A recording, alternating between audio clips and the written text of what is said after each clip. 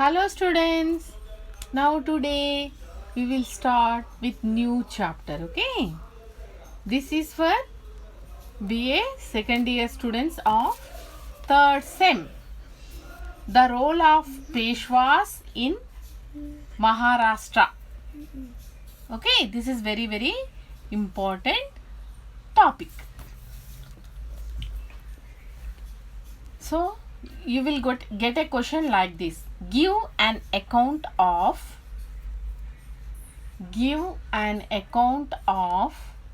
the importance of Peshwas in Maharashtra politics.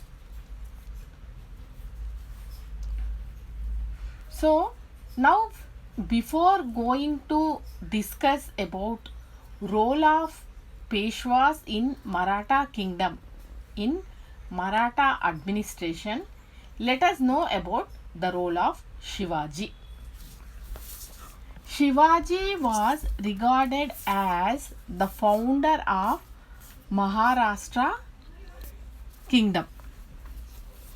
He was also called by some historians as the father of Maharashtra administration. He brought national unity and administrative uniformity in the kingdom of Maharashtra. He worked day and night for smooth running of administration. The administration of Maratha kingdom began in 16th century AD.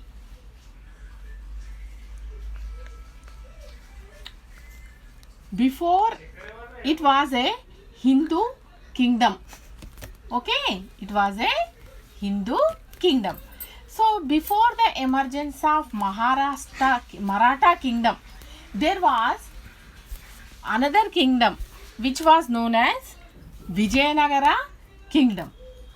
So it flourished from 1336 to 1565 AD. It was also established by Hindu rulers to protect Hindu Dharma and to safeguard the rules of Hindus. So after that, some Muslim rulers have entered India and Mughal administration started domination.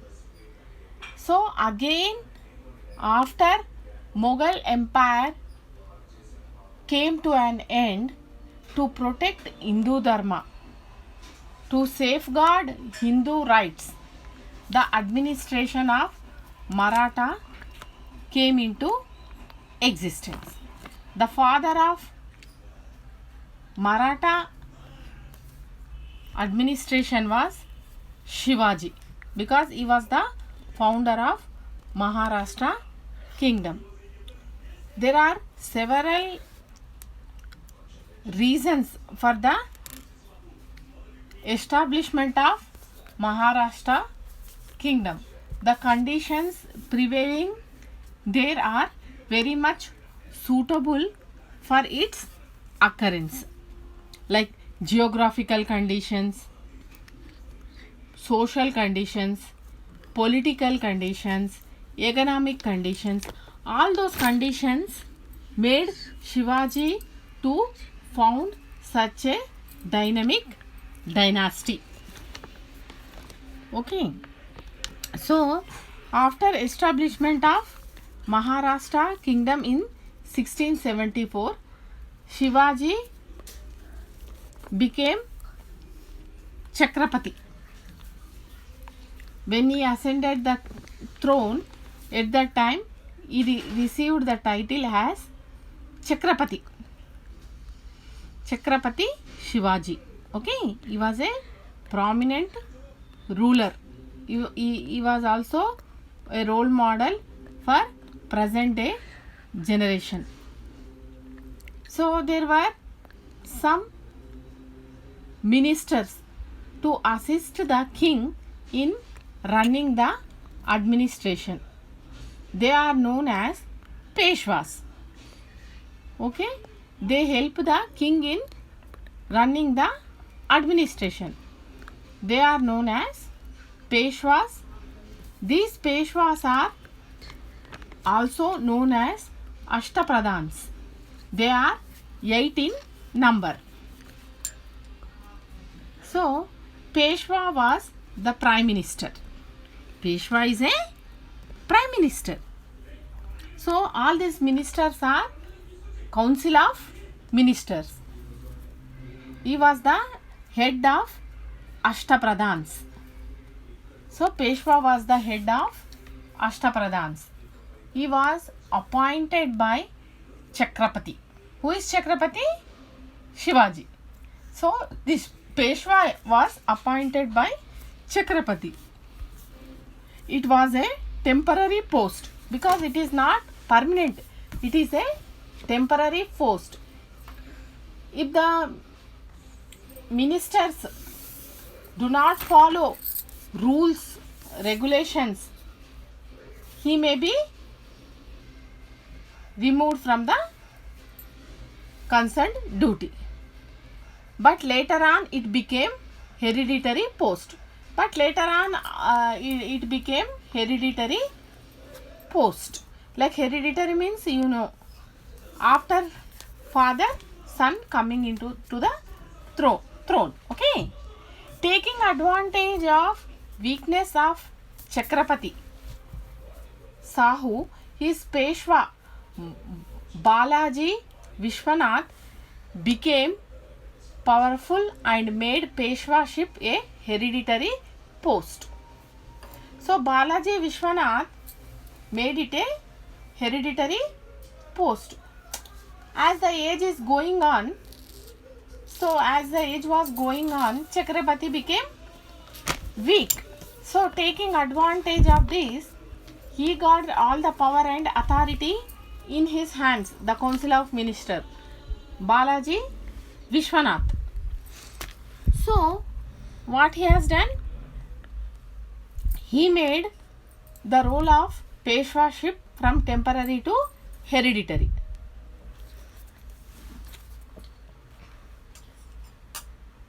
So, Peshwaship was made hereditary post. His line of Peshwas saved Maharashtra from civil wars. So, when his rule was going on, he took measures in such a way that no war should take place. He protected the kingdom from civil wars. He displayed great sense of patriotism. He was a great patriot. He is a lover of country. Political and foresight administrative capacity. So, his line of Maharashtra, his line of Peshwa saved Maharashtra from civil wars. It displayed great sense of patriotism, political foresight and administrative capacity. They enhanced the power of prestige of the Marathas. So, this ruler, what has he made? Kingdom notify in several parts of the world and made them an all India power. So, it got influence in all over India, not only in India but also world. So, now first Ashtapradhan, Balaji Vishwanath. The first Peshwa was Balaji Vishwanath. 1713 1720. His reign is from 1713 1720. He was the first of the great Peshwas. He was the first of the great Peshwas. He was Chitwan. He was a Brahmin. He entered the Maratha service as a revenue officer. He was a revenue officer. Who is called as a revenue officer? Who collects taxes. Land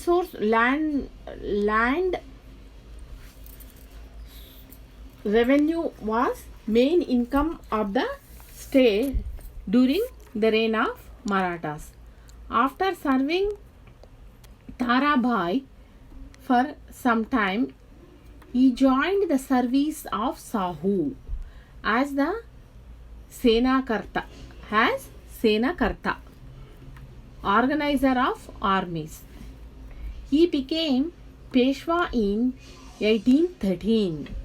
The most important achievements of Balaji Vishwanath were, there were some important achievements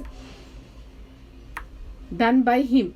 He brought about conciliation between Chakrapati, Sahu and Kanhoji. Angry, the Maratha nobles officers, the latter was appointed the Maratha. He recognized the Sahu as Chakrapati. Balaji Vishwanath concluded treaty with Mughals in 1714 and secured many advantages to Marathas, offering nominal allegiance to the Mughal emperors. The conquest of Marathas were recognized. The Marathas were allowed to collect Chauth, Sardeshmukhi in the 6 Mughal Subhas of Deccan. He visited Delhi with a Maratha army as the supporter of King Maker Hussain Ali and his brothers. He defeated Sambhaji of Kolhapur and established peace. His outstanding achievements was his creation of Maratha Confederacy. He gave the Maratha nobles common financial interest in the empire and organized them into confederacy. It gave them unity and strength and made them loyal to the house of Shivaji. Balaji Vishwanath made Peshwaship hereditary. Before only you studied, Balaji Vishwanath made Peshwaship hereditary. His loyalty to Chakrapati Sahu earned his the title Perils of Servants. He established peace and order in Maharashtra. He established peace and order in Maharashtra and paved the way for Maratha imperialism. Therefore, he is rightly called the second founder of Maratha Empire. So he was also called as the second founder of Maratha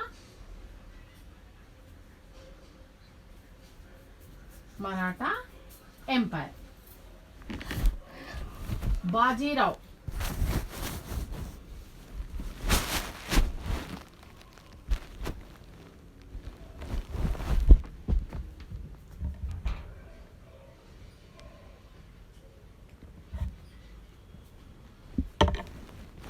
Bajirao. Okay. Next is Bajirao. I have given you some time to see the slides. Okay. You see all the slides which I have posted here. Bajirao 1720 to 1740. Okay, Bajirao's reign is from 1720 to 1740. Bajirao succeeded his father to the Peshwaship at the age of 20 years. He was a daring soldier and skilled statesman. He gained good experience in the affairs of state. Being intimately associated with the activities of his father, he boldly advocated the policy of Maratha expansion over the whole of India. Bajirao realized the end of Mughal Empire was nearing. So Balaji came to know that slowly the Mughal Empire started deteriorating. It is coming to an end because all the powerful rulers of were already, their reign came to an end. After Aurangzeb, the Mughal rulers who came to the throne, they were incapable, inefficient, they are irresponsible. So Mughal Empire started slowly declining. So he realized that fact.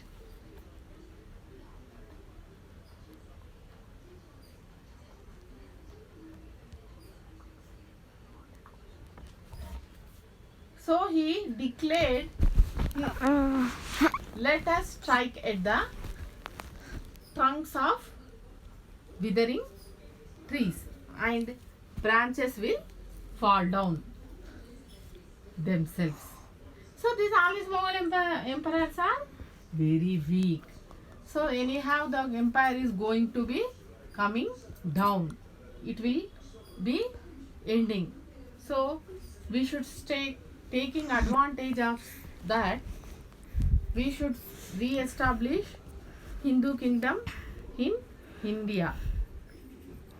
He also inspired the Hindus of North and South with the nobles' ideas of Hindu Patsy in the empire. So he wanted to establish Hindu Dharma. Bajirao organized two successful expeditions. Balaji organized two successful expeditions into the south to check the expansion of Nizam's authority. The chiefs of Tanjore,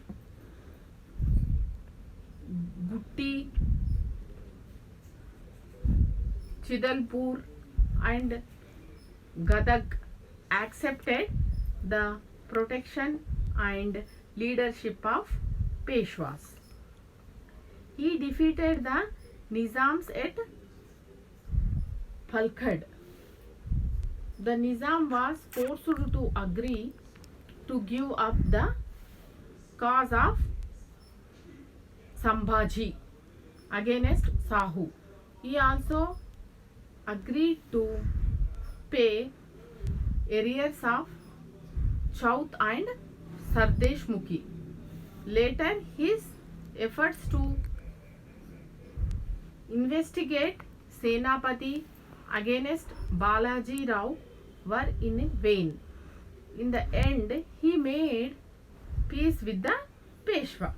So there was a, even though there was a some war that went on, but later on he established peace in administration. So what are the areas left with him? He has already agreed to pay.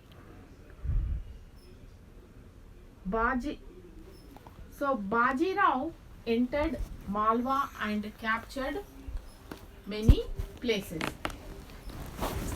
Now you see the slides which are posting here.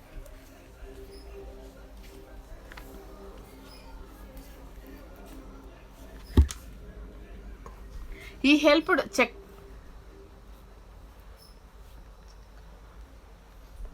So he helped Chetrasal of Bundelkhand against the Mughal Subedars of Allahabad.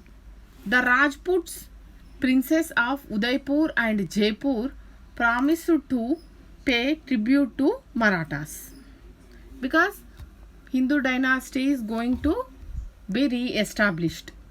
So Rajputs were very happy. Bajirao defeated Nizams who came to help Mughal emperors. Okay. Near Bhopal in 1738 AD. By this victory, the Marathas got Malwa and territory between Narmada and Jamuna. Besides war indemnity of 54 lakhs rupees. The Siddhi power was destroyed on the west coast. The Portuguese power was also suppressed. Bajirao died in 1740. He is remembered among the Marathas as the fighting Peshwa. So he was a fighting Peshwa. He was a great warrior. He was not only a patriot, he was also a great warrior. He wanted to fight to protect his country. He had both heads to plan the hands to execute. Beside being skilled statesman and politician, he was a great military genius. His military power was very effective. So next, Balaji Bajirao.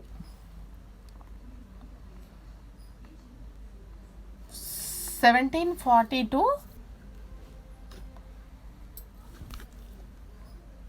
1780. Balaji was not only a great warrior but also the great statesman. He came to throne at the age of 18 years old. When he became Peshwa, after the death of his father, he was a great general. He was not only a great general. No, he was not great general as his father, but he was a man of administrative ability and statesmanship. He introduced some changes in the policy of his father. So what are the principles followed by his father in running the administration? Those principles were followed by him. He was not like his father, but he is a capable administrator. Ultimately, some historians regarded him as a great Peshwa. They proved to be harmful for the interest of Marathas. He gave up ideas of Hindu cooperation to establish Hindu empire. He admitted non-Marathas mercantiles into Maratha army. Guerrilla warfare was given up. These changes caused great loss to the Maratha in the long run. So there was a guerrilla war. Due to this war, if war occurs, what happens?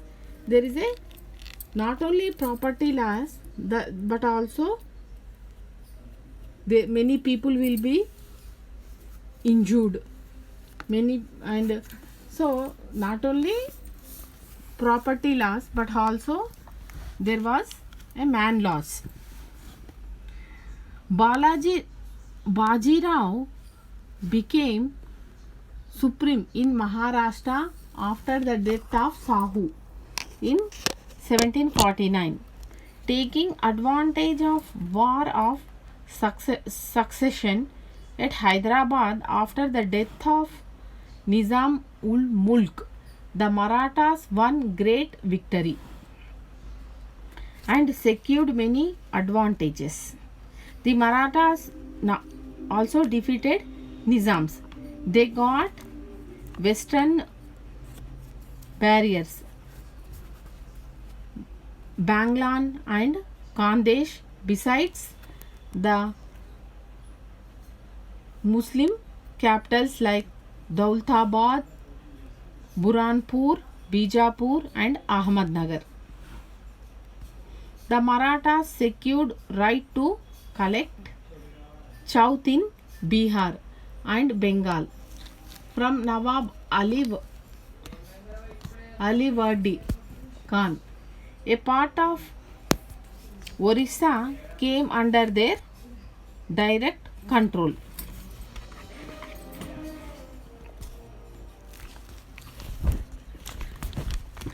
The Marathas' supremacy was established in Malwa, Rajputana, Bundelkhand. A large portion of Rohilkhand was also occupied. The Marathas entered into an agreement with Mughals and advanced against the Punjab, which was occupied by Ahmad Shah Abdali. So, the Marathas army drew away the Afghans from the Punjab and occupied it. This expulsion of Afghans from Punjab offended Abdali, who wanted to take revenge on Marathas. So Ahmad Shah Abdali was against to Marathas. So there was a third battle of Panipat between Ahmad Shah Abdali and Maharashtra. So in that, Abdali was defeated by Maharashtra's Maratha kings. Ahmad Shah Abdali was defeated by Maratha kings. The Peshwas played so now we will see some slides, okay? After that I will conclude the points.